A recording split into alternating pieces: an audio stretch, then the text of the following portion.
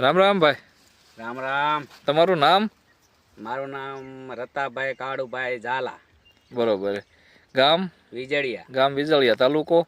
તાલુકો થાન. તાલુકો થાન. જિલ્લો સુરેન્દ્રનગર. જિલ્લો સુરેન્દ્રનગર. આપણે આ કયું બિયારણ વાયું છે? આ બિયારણ વાયુ અજય ભૂલી ગયો, નામ કયું કીધું? બાજુકા. બાજુકા. ભીષ્મા કંપનીનું બાજુકા. ભીષ્મા કંપનીનું બાજુકા. બરોબર. અને આપણે લાયા હતા ક્યાંથી ને? લાયા તા આપણે સંજયભાઈની દુકાને. શ્રીરામ એગ્રો વિજળિયા ચોકડી સંજયભાઈ ઓલે થી. હા. કેટલા પેકેટ લીધા હતા? પેકેટ લીધા હતા 4. 4. તો અત્યારે આજ તારીખ થઈ 8/11/2025. હા. ટૂંકમાં દિવાળી વહી ગઈ, દેવ દિવાળી વહી ગઈ. હા. અને આ વરસાદે આવ્યો હમણે, છતાં પણ આ કપાસ આજ કેવડો હાઈટ કેવડી છે તમારામાં? હાઈટ આપણી પાસે કપાસની લગભગ 6 ફૂટની આજુબાજુની હાઈટ છે. 6 ફૂટના આમાં તમે આપણે 7 ફૂટ ઉપરની હાઈટ છે. હા. બરોબર. અને હા, એક છોડવે માલ અંદાજે કેવો છે? એક છોડે માલ અત્યારે સારામાં સારું રિઝલ્ટ છે. જો બતાવો. ઝીંડવા ઉપર લગન થઈ ઝીંડવું છે. ઠેઠ ઉપર સુધી. અને ઝીંડવા બધા મોટા હે? ઝીંડવા બધા મોટા. 5 પેશીના હે ને? આ બધા 5 પેશીના હે. જો 5 પેશીના ઝીંડવા. અને સિરીઝ એકદમ હારી. હા, એકદમ હારી. જો ઠેઠ ઉપર સુધી ઝીંડવા 5 પેશીના હે. ને એવું નથી પાછો, આખામાં એવો જ છે એમ. આખામાં એક જ હરખો હે. હા. આમાં રોગ જીવાત કેવી આવે છે? રોગ જીવાત બિલકુલ ઓછી હો હાવ. બરોબર. અને ગુલાબી એ? ગુલાબી એવળનું અત્યારે નામે નથી. બરોબર. અને આમાં અંદાજે ઉતારો કેવો આવે? અત્યારે ઉતારો લગભગ ઓછામાં ઓછો 40 મણની આજુબાજુ વીઘાની ગણતરી કરીને હાલવાનું. વીઘે 40 મણ? હા. તમારે વીઘા આપણે 16 ગુઠાના જ ને? 16 ગુઠાનો વીઘો. બરોબર. તો આ બિયારણ આમ તમને તો ગમ્યું ને? હા, આપણને બહુ ગમ્યું હો. બરોબર. આ બીજા ખેડૂત મિત્રોને વાવવું હોય તો વાંધો નહીં ને? ના, વાંધો નહીં. બરોબર. સારી જમીન હોય, નબળી જમીન હોય, બધી વિકાસ કરે એમ. બરોબર. સારી જમીન હોય, મોળી હોય તો ટૂંકમાં વિકાસ થઈ જાય પૂરો. વિકાસ પૂરો થાય. અને ટૂંકમાં બીજા કપાસનગર લાલ થઈ ગયા, આપણે આમાં ક્યાંય તમારે હુકાણો નથી? ના, હુકાણો ક્યાંય નથી. છોડવા નથી હુકાણો. હા, એમ નકર આ બિયારણ રહ્યું ને, ટૂંકમાં પાણી તમારે ગમે એવું ભરી રહેતું હોય, 15 દી રેસખંડ થતું હોય, હલકી જમીન હોય, એમાં આ બિયારણ ટકી રહે. ટકી આવે ખરે. હા. અમુક વિસ્તારમાં પાણી 15 દિવસ ભર્યા રહે તો આ કપાસને કાંઈ થતું નથી.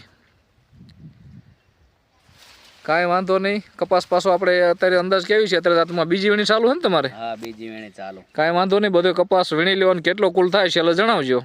કોઈ વાંધો નહીં. અને સારું લાગે તો બીજા ખેડૂત મિત્રોને ભલામણ કરજો. કાંઈ વાંધો નહીં. ખૂબ ખૂબ આભાર. ધન્યવાદ. આખામાં એવો ને એવો જ છે ને? આખામાં એવો ને એવો.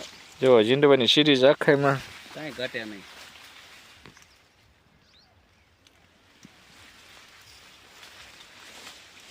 ઘણા શું કે કિસ્સા આગળ બતાવે, ખાલી આ પાછળ નથી એમ. એટલે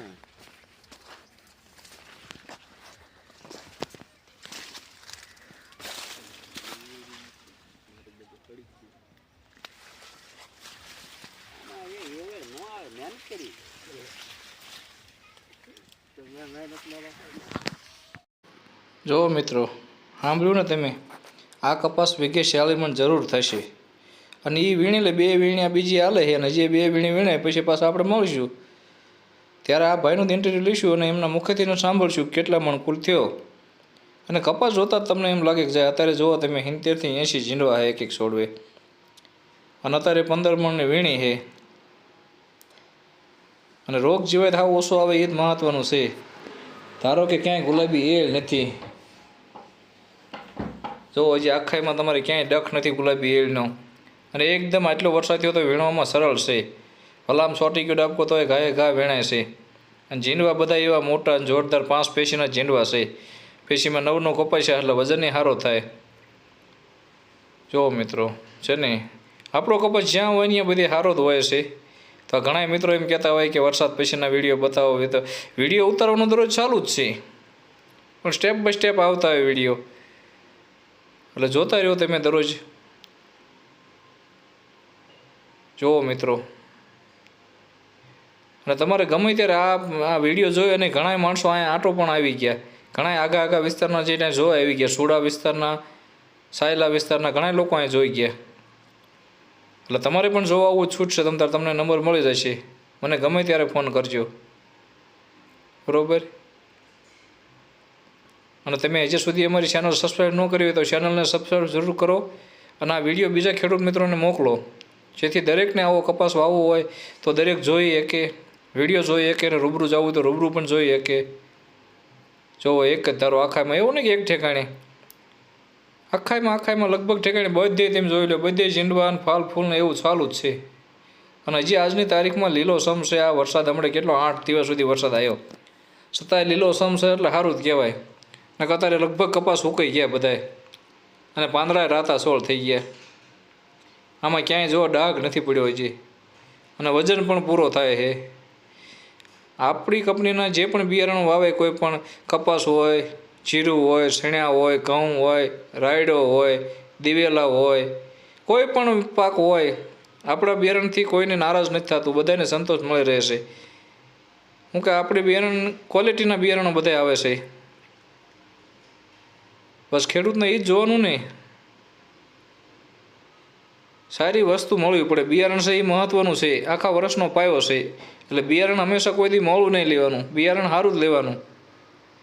ભલે 100 રૂપિયા મોંઘું આવે પણ સારું લેવાનું, જેથી કરીને આખું વરસ ન બગડે. ખેડૂતને આખું વરસ આની માથે જ હોય. બિયારણ ફેલ થાય એટલે આખું વરસ ખેડૂતને ફેલ થાય. જો મિત્રો, કપાસ ક્વોલિટી રૂની.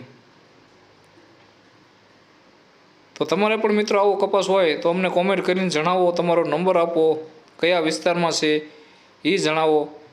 આની પછી તમારે કયો પાક વાવવાનો છે, તેમાં કયું બિયારણ વાવવું, કયું સારું એ પણ અમને પૂછો, એમાં પણ અમે સલાહ આપશું. ખૂબ ખૂબ આભાર. જય માતાજી. ધન્યવાદ.